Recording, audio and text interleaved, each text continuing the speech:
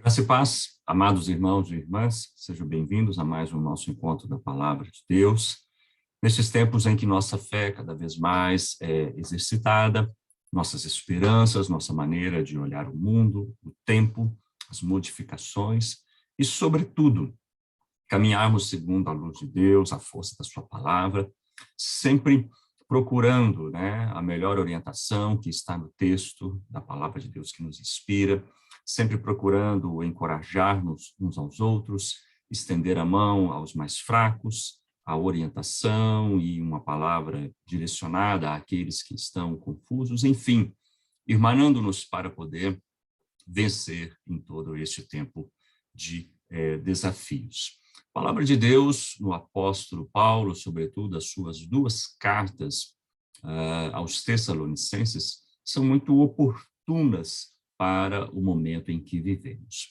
Nós temos ali, se você principalmente pegar o capítulo 5 da primeira carta aos Tessalonicenses, e depois se dirigir ao capítulo 2 da segunda carta aos Tessalonicenses, Dois livros da palavra de Deus, dois capítulos, capítulo 5 da primeira carta, capítulo 2 da segunda carta, você vai ter ali uma grande orientação a respeito dos tempos que dizem, que fazem sentido com a apocalíptica, ou os textos que guardam, assim, uma relação com a volta de Jesus, e são sempre muito citados, Nós falamos muito da volta de Jesus quando passamos por momentos delicados, como que estamos vivendo, crises repetidas, essa pandemia, conflitos internacionais, como estamos aí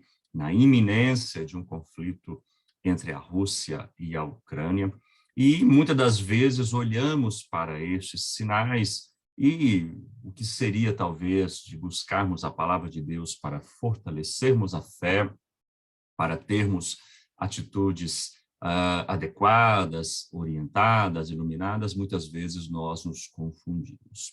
De outra maneira, a palavra de Deus é sempre bem-vinda para nos orientarmos em qualquer circunstância. Então, vamos a uma porção desses textos que acabamos de citar aqui.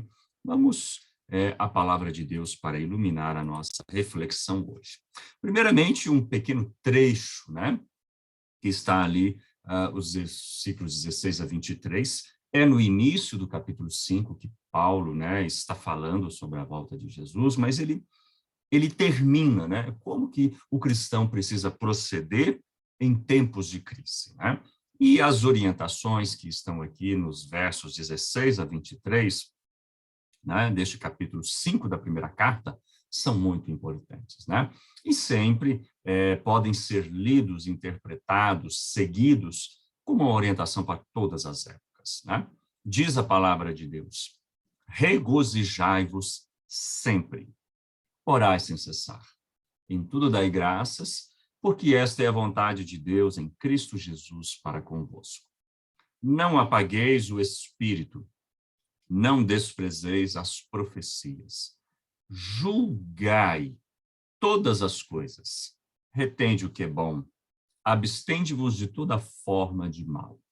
O mesmo Deus de paz, da paz, vos santifique em tudo, e o vosso espírito, alma e corpo sejam conservados, íntegros e irrepreensíveis na vinda de nosso Senhor Jesus Cristo.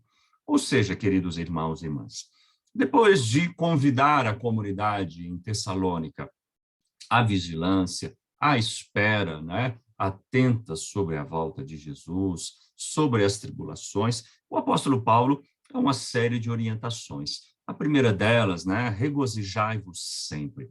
A alegria do Senhor é a nossa força, como nós lemos no outro texto, Precisamos estar sempre alegres, sempre buscando nos renovar na alegria, na paz. As nossas orações, sempre constantes por nós, pela nossa família, pelos irmãos e irmãs, porque nos fortalecem e, principalmente, a nossa gratidão a Deus, por Cristo Jesus e todas as coisas, procurando sempre renovar a nossa fé, a nossa alegria, sendo gratos pelas bênçãos, pelas dificuldades, pelos desafios, pelas circunstâncias que podem ser, nas mãos de Deus, oportunidades para o nosso crescimento. Em nenhum momento você vai encontrar nas orientações do apóstolo Paulo motivos para o desespero ou para, né, aquilo que ele vai combater também na segunda carta, né, sobretudo no capítulo 3, o quietismo. Né? O que é o quietismo? Eu vou cruzar os braços, não vou fazer nada, este mundo está condenado, Jesus está voltando, ou, em outras palavras, eu não vou trabalhar. Coisa que em nenhum momento o apóstolo Paulo nos orienta. A gente precisa acordar todos os dias com alegria, com gratidão a Deus, orando, nos alegrando, procurando nos orientarmos da melhor forma possível e sempre prontos para o trabalho, caminhando, né, amados irmãos e irmãs. A gente não sabe como que as crises se desenvolvem, a gente não sabe o dia da manhã, a gente não sabe por quanto tempo lidaremos com essas dificuldades, então a gente segue orando e, sobretudo, trabalhando, porque na medida em que vamos caminhando, Deus vai nos esclarecendo e as coisas vão caminhando.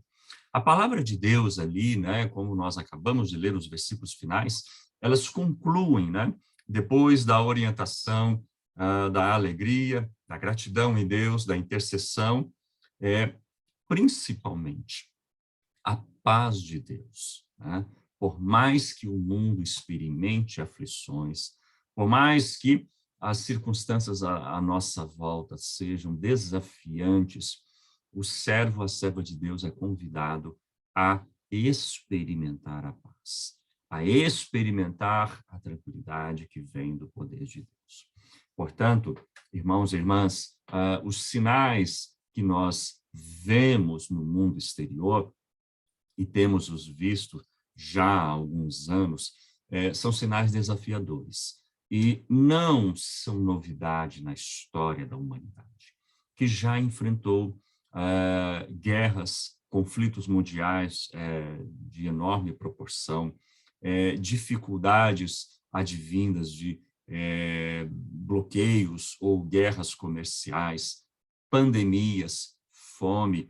A humanidade tem um histórico de desafios. E em todas essas crises, a receita, se é que podemos usar essa palavra, que não é a melhor palavra, mas a orientação, à luz da palavra de Deus e da própria experiência histórica, é que a gente vence as crises com determinação, com disposição para o trabalho, com solidariedade, com intercessão, mantendo-nos vigilantes, mas não no sentido do desespero ou do quietismo, não no sentido de perdermos a nossa fé ou deixarmos os nossos propósitos de lado, mas no sentido de manter-nos vigilantes, de conduzirmos a um estado de oração, de gratidão sempre e de procura da paz de Deus. Ou seja, o mundo experimenta uma enorme crise. Você está em paz. O mundo está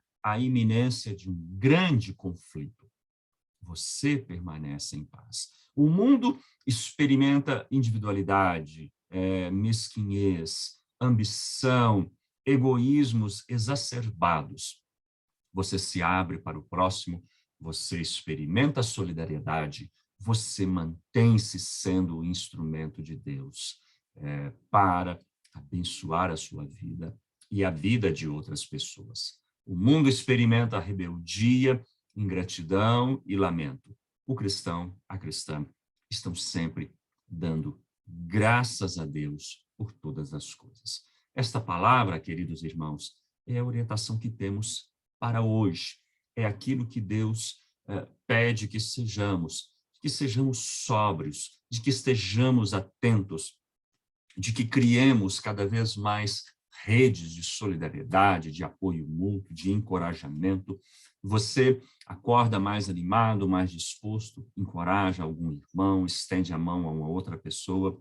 Você está mais cansado, com os seus limites, com os nervos à flor da pele, busca em oração, busca suporte, busca apoio de outros irmãos e irmãs, e nós vamos vencendo, nós vamos avançando, né, sobretudo, e vamos caminhando, né, porque sabemos que Deus cuida de nós, cuida do seu povo. Olha que coisa curiosa. Voltemos novamente ao texto, né? Mas agora, numa outra porção, né? Agora, na segunda carta aos Tessalonicenses, né? Não temos, assim, muitas certezas. Os comentaristas não têm muita certeza de qual teria sido o intervalo entre uma carta e outra. Poderia ser alguns meses, poderia ser alguns anos, mas na segunda carta, o tom desta carta, ele já é de uma sobriedade. E provavelmente o apóstolo Paulo estivesse nessa segunda carta procurando acalmar a comunidade, chamar a comunidade a um reto juízo, a uma tranquilidade, né? Nesse segundo momento, né, aqui no capítulo 2, é bem diferente ali do capítulo 5 da primeira carta. Olha como ele escreve, já com mais cautela, já com mais sobriedade, convidando a comunidade a uma tranquilidade a respeito sobre a segunda vinda. O que ele diz? Ali nos versos 1 e 2 do capítulo 2. Irmãos, no que diz respeito à vinda de nosso Senhor Jesus Cristo e a nossa reunião com Ele, nós vos exortamos a que não vos demovais da vossa mente com facilidade, nem vos perturbeis, quer por espírito, quer por palavra, quer por epístola, como se procedesse de nós, supondo tendo chegado o dia do Senhor. Vede, irmãos e irmãs, né? Não vos demovais, não saiam da tranquilidade, não percam a paz, que é justamente a última orientação do capítulo 5 da primeira carta, né? Quando ele encerra a primeira carta, irmãos, fiquem em paz, o Deus de paz vos guarde. Aqui no capítulo 2, numa segunda carta, num reforço da sua comunicação, ele pede sobriedade, tranquilidade. Ele pede que os irmãos e irmãs estejam centrados, né? E que não venham por nenhuma palavra, por nenhuma profecia, por nenhuma carta, por nada que possa ter tirado a paz dos irmãos e irmãs, como se tivesse chegado o fim, como se tivesse, em algum momento, perdendo as esperanças. Amados irmãos e irmãs, esta palavra ela é muito importante, ela nos ajuda em todos os momentos da nossa vida. Ela nos ajuda diante de situações políticas, econômicas, sociais, institucionais difíceis como a que vivemos e que podem sim, digamos, em algum modo, tornarem-se mais difíceis. A inflação pode ficar maior, um conflito armado na Europa pode ser desastroso, ainda mais difícil ao final de uma pandemia, mas podemos também enfrentar dificuldades no plano pessoal, a perda de algum parente, uma doença que não estava sendo esperada, uma demissão do trabalho, um casamento desfeito, o que quer que seja. Em momento algum, nós devemos perder a nossa confiança, a nossa sobriedade, a nossa alegria na presença do Senhor, a nossa disposição para orar e interceder e, principalmente, a nossa paz. Nada do que possa nos sobrevir pode tirar a centralidade da nossa fé, a calma da paz que temos em Cristo, a certeza de que precisamos caminhar. Parece que, provavelmente, talvez por alguma influência externa, no intervalo após essa primeira carta do apóstolo Paulo, a comunidade tenha entrado num momento de desespero, num momento de angústia, possa ter surgido profecias, palavras, epístolas de quem quer que seja, e a comunidade que deveria estar centrada na palavra de Deus, calma, experimenta um momento difícil. O apóstolo, então, escreve novamente e pede para que os irmãos não percam facilmente a paz, a tranquilidade. Não percam a esperança e a fé em Deus. E assim, queridos irmãos e irmãs, nós podemos voltar a este texto, né, que historicamente iluminou uma comunidade de fé ali, logo no primeiro século da era cristã. E você pode bem pensar quantas outras crises o povo de Deus enfrentou. Quantas outras tragédias, pandemias, conflitos armados, fome, a humanidade não enfrentou ao longo desses desses últimos 2000 anos.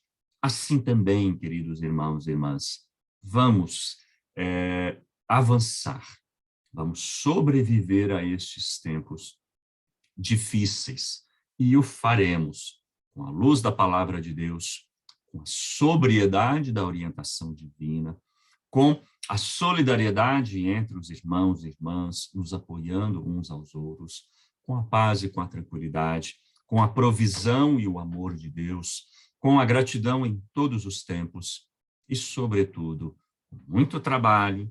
Todos os dias temos trabalho a fazer e, principalmente, andando, prosseguindo, dando graças a Deus e experimentando a sua paz. Vamos nos inspirar para o nosso momento de oração e orar pela nossa paz, pela paz dos nossos semelhantes, para que possamos avançar.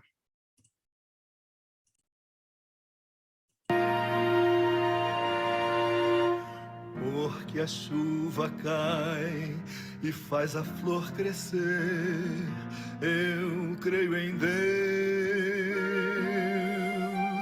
Porque em trevas há uma luz a reluzir, eu creio em Deus. E ao que se desviar, alguém virá e o caminho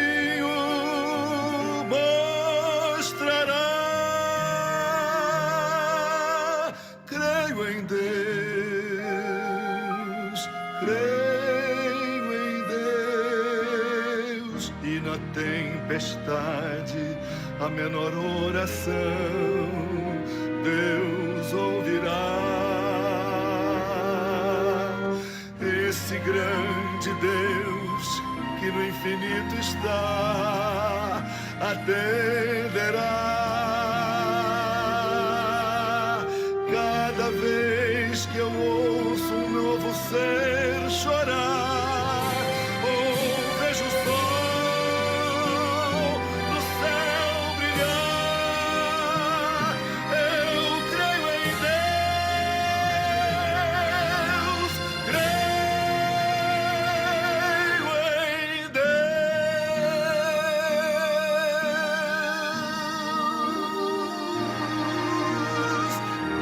Graças a Deus, Deus maravilhoso, este Deus que tem sustentado, fortalecido gerações e gerações antes de nós, nossos antepassados, este Deus que tem fortalecido homens e mulheres enfermos, enfraquecidos, este Deus que tem levantado pessoas desenganadas, desacreditadas, desmoralizadas, este Deus que tem se manifestado, está presente e como nos diz a letra deste cântico, atenderá a menor oração, nos auxiliará em meio à tempestade.